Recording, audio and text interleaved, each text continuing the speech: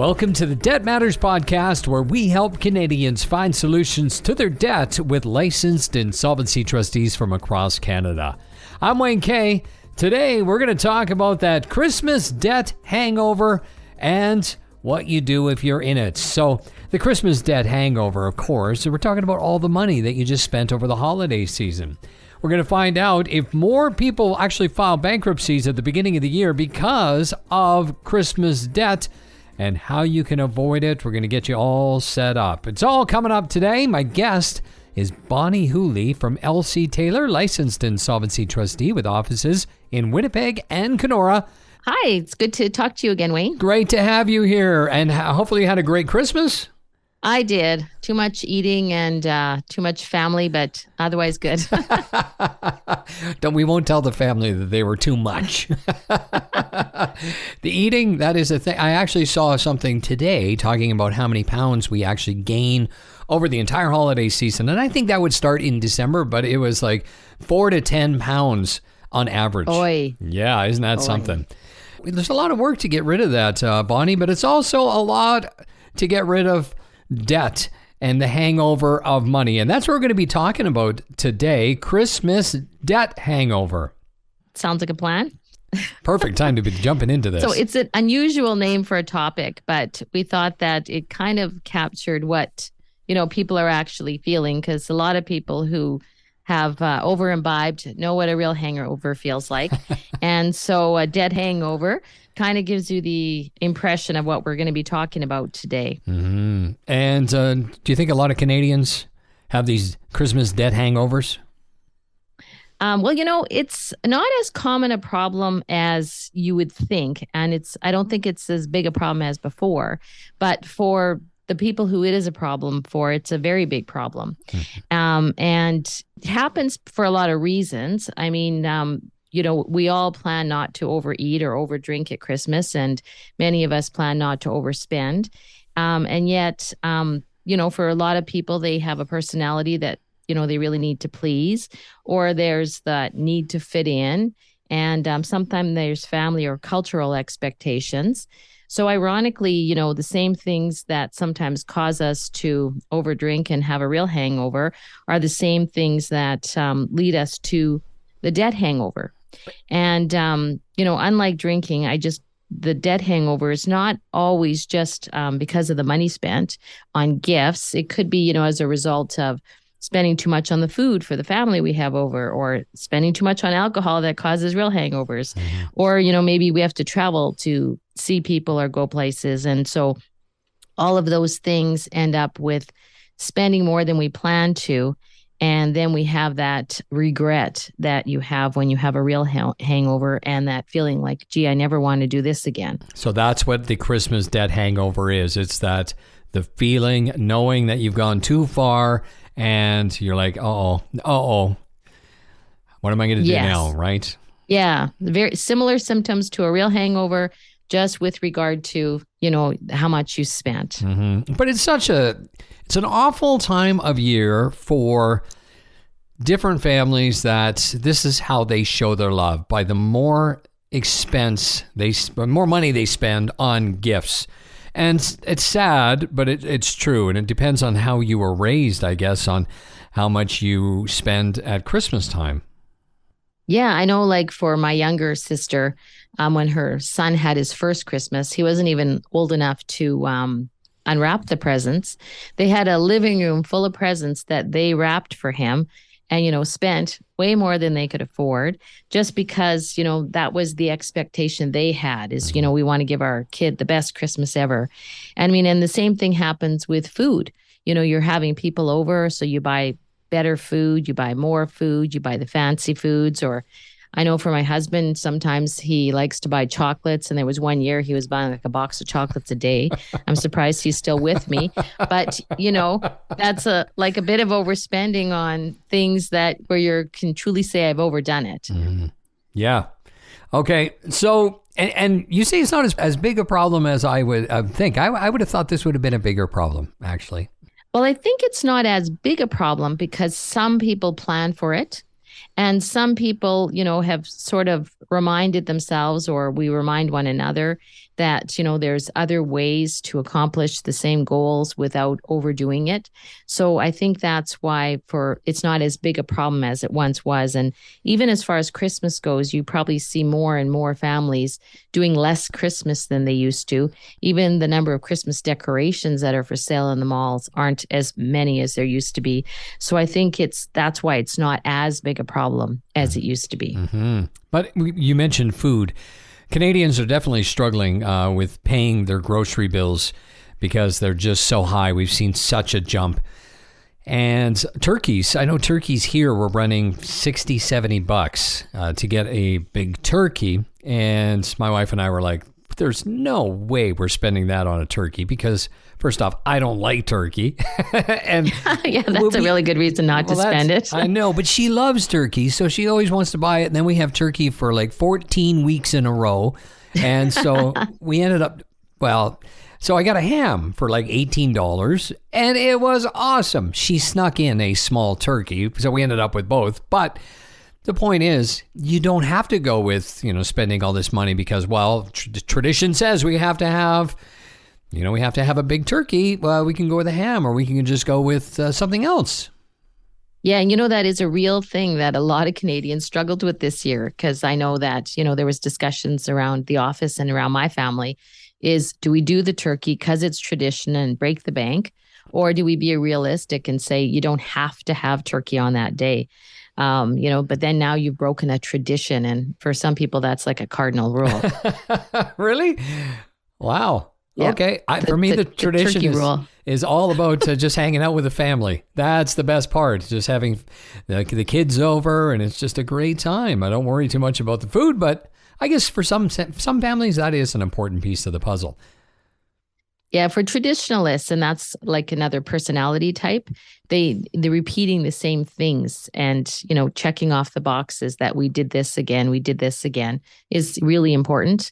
So, how we compromised for the traditionalists in the family is we just bought a smaller turkey. And like you, had additional food instead of, trying to find the big turkey. We couldn't even get the big turkey. The meat market, even though we order it ahead of time, they said that there's a limited number they could even get in. Yeah, same problem here. And that's why they were running at $70. But here people are, they feel it, they know what their situation is. But I got to tell you, the credit card bills haven't even arrived yet. We got maybe a couple of weeks until those credit card bills come in. So how can they look back and make things better or change things so they don't have this Christmas debt hangover again? I just want to say one thing about that. There's a sort of an urban legend that when the Christmas bills come in, that's what pushes people over the edge, and then they recognize, the financial failures that have been creeping up, over the year or two. But it doesn't actually hit people as quickly as it does, as you would think, or as, maybe it should. So even though, the bills come in January, February, the number of bankruptcies that are filed statistically are not higher at that time of year. But it is a time to look at your bill and, say, hey, do I regret the amount I spent on Christmas? A lot of people are going to say yes. Or if they have done some preemptive work, they're going to go, no, this is exactly what I planned for. Mm-hmm. So the way that I would see to avoid the regret and the hangover is to plan ahead. It's not like we don't know Christmas is coming again. And so, why panic and, play catch up and spend it all in a month and then, spend the rest of the year trying to catch up on what you did? Rather say it's coming next year. Look at your bill and say, how much did I spend? Do I like the Christmas I had? Do I want it to be bigger? Do I want it to be smaller? And then, start planning for that a year ahead, putting 1/12 away, setting some realistic goals so that, you can avoid the impulse spending. And the impulse spending is big. I know for myself, when I had more people to buy for at Christmas that were similar age to me, I would spend as much on myself as I would on them because there's such great sales. And if I bought them one, I had to get myself one, so if you're going to look ahead and build that into your plan, then, that's something you need to put into the plan. Right. So break it down, set up a limit right now, and start saving that money in somewhere separate. Even just pulling it right out of your bank will make a difference. put it in that Yeah. Christmas envelope. Have you seen people do this, and how do they feel when they accomplish this goal? I've seen people do it and I've done it myself. And when I started talking to people about budgeting, I decided to practice what I preached, to see how difficult it would be for people. And how people feel about it is it's a huge stress reliever because a small amount every month is not as hard to swallow as a big amount, at the end of the year. Mm-hmm. And then what happens is when the end of the year comes and you pull out your Christmas envelope or, if you put it into a separate account, you're like, wow, I got all this money to spend on Christmas and, I can afford to do all the things I like to do and I want to do. And you have a pressureless Christmas. So, when the bills come in January, you don't have a debt hangover. Instead, you're just like, I'm a year ahead of the game. Mm-hmm. I can start planning for next year. So it's a real stress reliever. And Christmas has enough stress with family drama and expectations that, getting rid of the financial stress that causes the debt hangover is a really good way to go. One year, I actually made it a goal to have all my Christmas shopping done by October 31st. And yeah, good goal. It was the best year because I had zero stress. I just had to help with the decorating and all that fun stuff. But I didn't have to worry about going out to buy anything, and I buy everything locally. I have to find everything locally. And what I find happens when you make it to goal and you're thinking about the next year is you can find stuff on super sale or clearance items that somebody's going to love. And so I end up saving a pile of money by buying it so far ahead.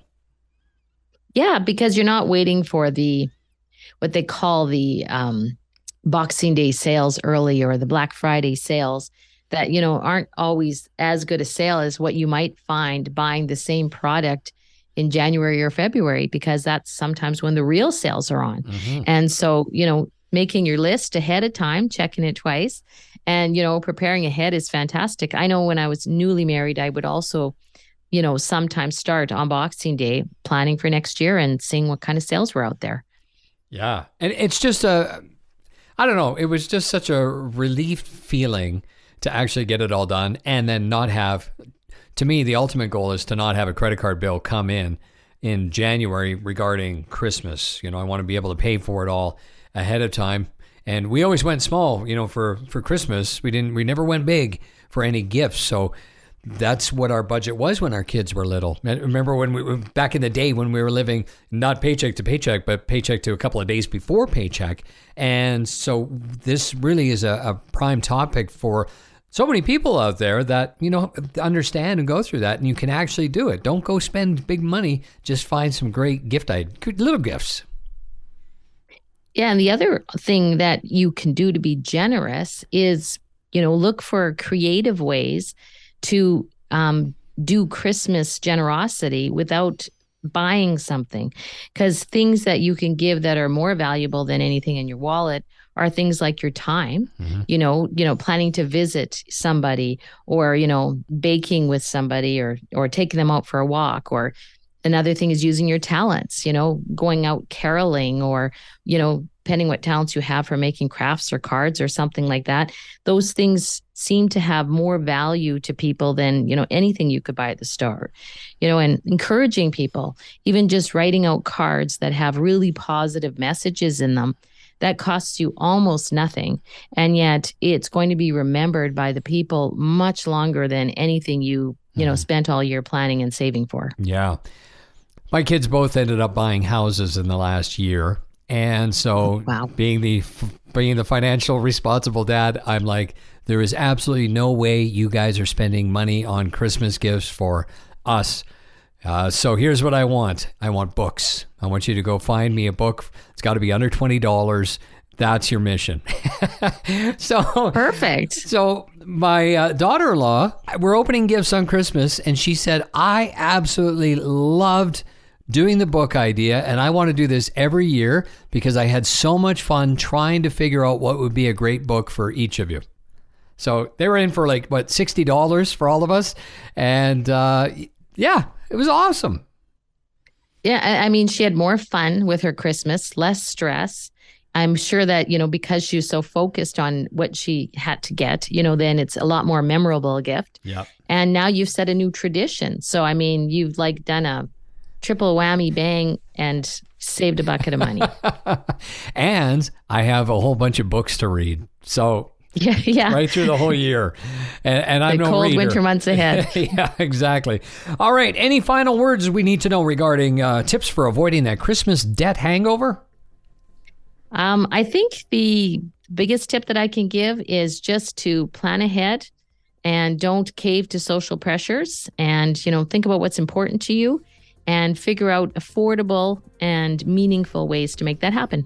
Terrific. Bonnie, thank you very much for being on the show. All right. Thanks for having me, Wayne.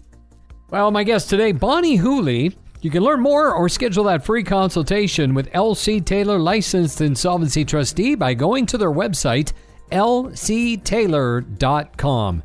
And that's it for the Debt Matters podcast. Make sure you subscribe wherever you get your favorite podcasts from. And of course, for more information, you can always check out debtmatters.ca. Thanks for listening.